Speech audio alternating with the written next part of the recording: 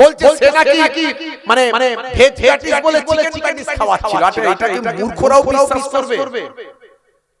Veg প্যাটিসের দাম কত আর chicken প্যাটিসের দাম কত? আপনার কাছে আপনি কিনতে গেছেন একটা প্যাটিস, মনে করুন আপনি মনে করেন প্যাটিস কিনতে গেছেন, গিয়ে বলছেন যে আমাকে একটা ভেজ প্যাটিস দাও।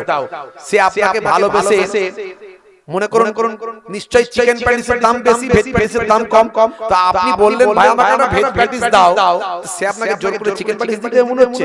এত বোকা দোকানদার আছে এখন পৃথিবীতে? এইটা প্রচার করা হচ্ছে। নিরীহ অসহায় প্যাটিসওয়ালা আপনারা দেখেছেন কয়েকদিন আগে ব্রিগেড ময়দানে আমার অমুসলিম হিন্দু ভাইদের গীতা পাঠ হয়েছে।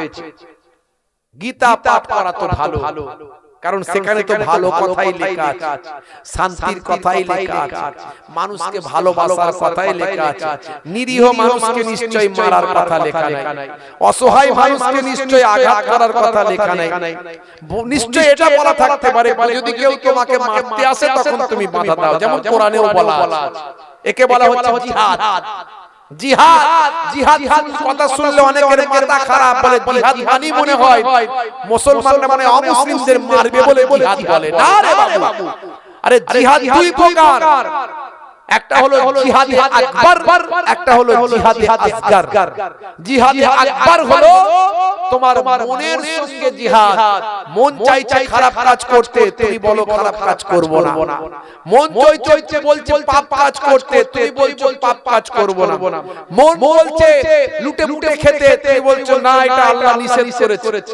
মন বলছে অপরাধ করতে, তুমি বলছো না অপরাধ করা চলবে না।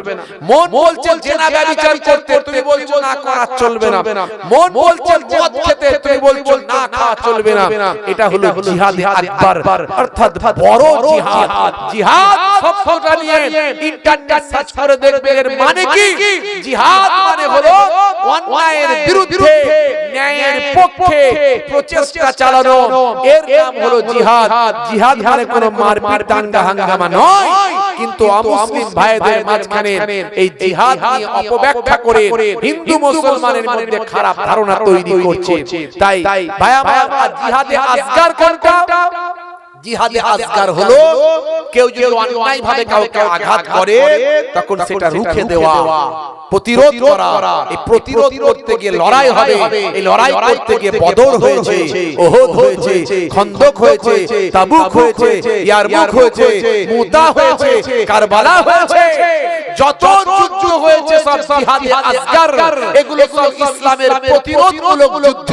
প্রত্যেকটা যুদ্ধ ভাই আমার নিজস্ব কোন ভাই আমার লোভ লালসাকে ত্যাগ করে একমাত্র অন্যায়ের বিরুদ্ধে আল্লাহকে সন্তুষ্ট করার জন্য যদি আপনি রুখে দাঁড়ান, আপনার এক ভাই বিপদে পড়েছে, আপনার মসজিদ বিপদে পড়েছে, আপনার মাদ্রাসাকে আঘাত করতে আসা হচ্ছে, আপনার কোরআনকে জ্বালিয়ে দেওয়া হচ্ছে, কোন মুসলমান ভাইকে মারার জন্য এগিয়ে আসা হয়েছে, ভাই আমার কোন অমুসলিম ভাইকে যদি কেউ আঘাত করতে আসে, আপনি যদি রুখে দাঁড়ান, সেটাও কিন্তু জিহাদে আসগার হয়ে যাবে।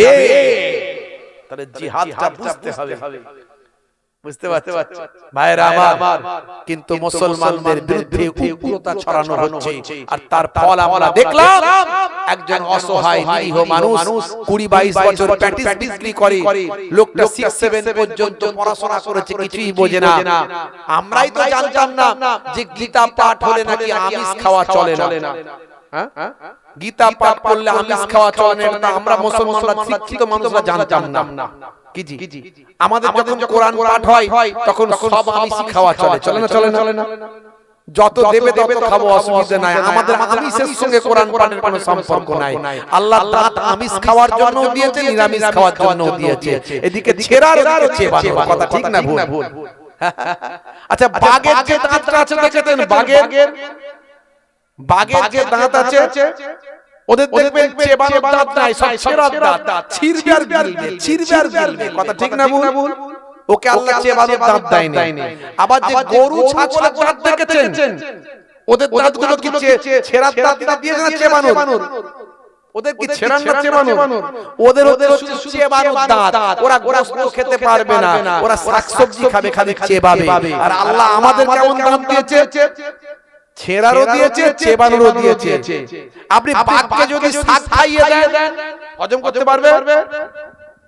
বলে বাঘকে যদি শাক খাইয়ে দাও, বাঘকে যদি সবজি খাইয়ে দাও হজম করতে পারবে না, তেমন গরু ভেড়াকে যদি আপনি গোশত খাইয়ে দেন সেও হজম করতে পারবে না। তাহলে আল্লাহ মহান আল্লাহ জানেন কাকে কি খাওয়াতে হবে।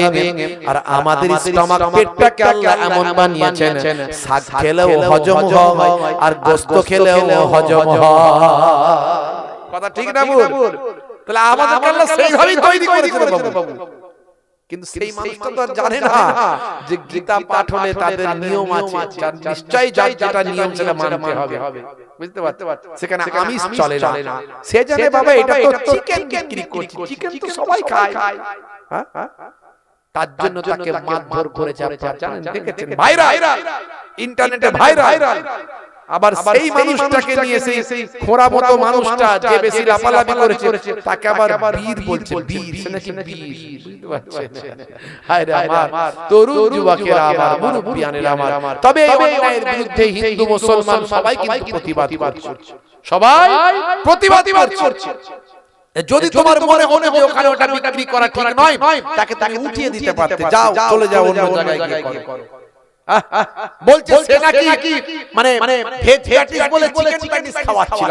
এটাকে মূর্খরাও বিশ্বাস করবে? ভেজ প্যাটিসের দাম কত আর চিকেন প্যাটিসের দাম কত? আপনার কাছে আপনি কিনতে গেছেন একটা প্যাটিস, মনে করুন আপনি মনে করেন প্যাটিস কিনতে গেছেন, গিয়ে বলছেন যে আমাকে একটা ভেজ প্যাটিস দাও।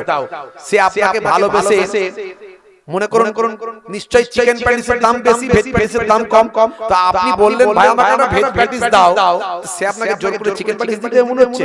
এত বোকা দোকানদার আছে এখন পৃথিবীতে?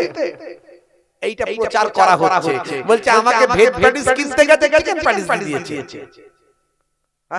ভাইরা আমার, এই তো অবস্থা চলছে মুসলমান আজকে বর্তমান পৃথিবীতে। সারা পৃথিবীতে আজকে দেখুন অশান্তির আগুন জ্বলছে। এক শ্রেণীর মানুষের বিরুদ্ধে আর এক শ্রেণীর মানুষকে খেপিয়ে তোলা হচ্ছে সারা পৃথিবীতে। এর জন্য বিভিন্ন জায়গায় দাঙ্গা হাঙ্গামা মারপিট অশান্তি চলছে।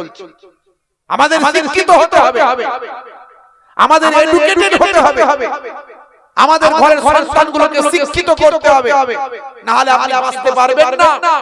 এই অন্যায়ের বিরুদ্ধে আপনাকে কথা বলতে হবে।